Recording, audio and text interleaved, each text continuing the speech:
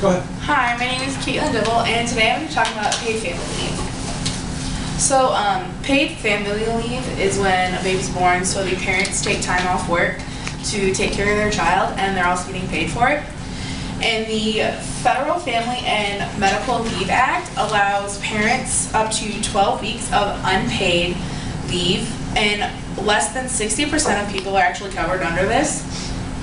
But when they do come back to their job, it offers them job protection so they can come back to their same salary as well as any promotions that they have had.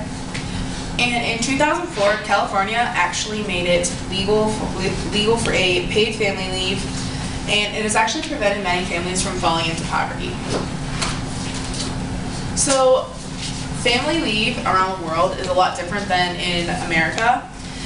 According to CHAP, Norway offers 46 weeks of full salary or 56 weeks at 80% salary. Sweden has a shared family leave for both of the parents. Britain also has a shared family leave, but they also have the mother just for the first 2 weeks and a portion of the full salary. However, China and India have no paid paternity leave, and in Germany for 2 extra months if the father takes the leave. So with paternity leave, 83% of fathers take time off, but 2/3 of them only take off about a week or less. And in 2010 to 2014, paternity leave had actually dropped around 5%. But if a company is willing to give the father paid paternity leave, then most likely the father is willing to take it. So a lot of companies nowadays are taking it into their own hands and offering their employees their own paternity leave. A lot of the Silicon Valley companies are doing it, so Microsoft, Google, Facebook, and Microsoft actually offers 12 weeks of leave, and the first 4 weeks are 100% paid, but then the extra 8 weeks are unpaid. And Facebook is actually offering same-sex couples the same opportunities as any other couple. And if you look at this chart right here, it shows how more of the newer companies and more untraditional companies are allowing more months of leave compared to the more traditional companies. So there are a lot of reasons for familial leaves. The well-being of the family in general is the main one. That fathers who are around during the early development of the children have a better relationship with not only the child but also the mother, and then the fathers will be more comfortable to assist with any responsibilities when the mother goes back to work. But it's also good for business and economic reasons. And economists Gordon B. Dahl, Katrine V. Loken, and Magna Magsud published in American Economic Review that paternity leave made available for fathers, they'll take it if they have it, and it's not because of any laws, but because a brave soul will take the leave, reducing the stigma and encouraging peers to take time off as well. There's also a lot of positive outcomes that come along with it.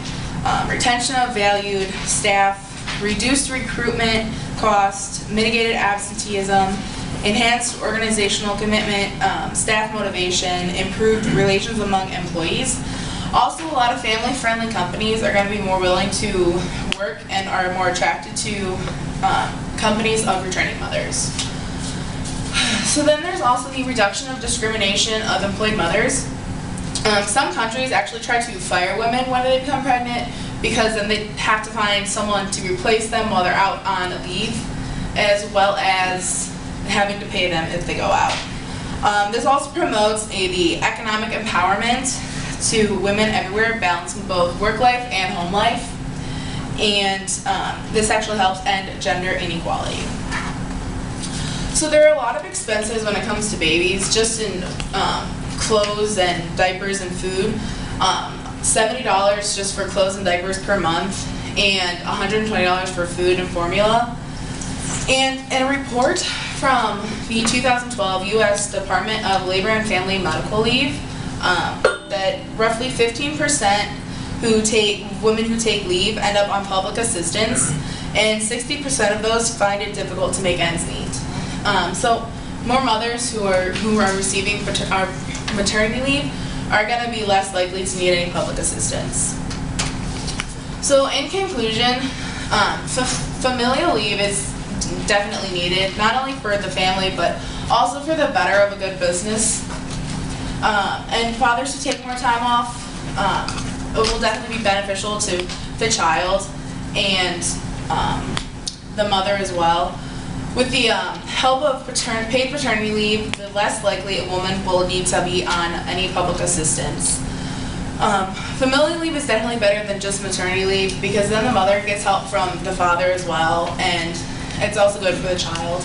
And personally, I think that without paid leave, it's becoming a lot more impossible to live because of all the extra and how much more America has become to live in today.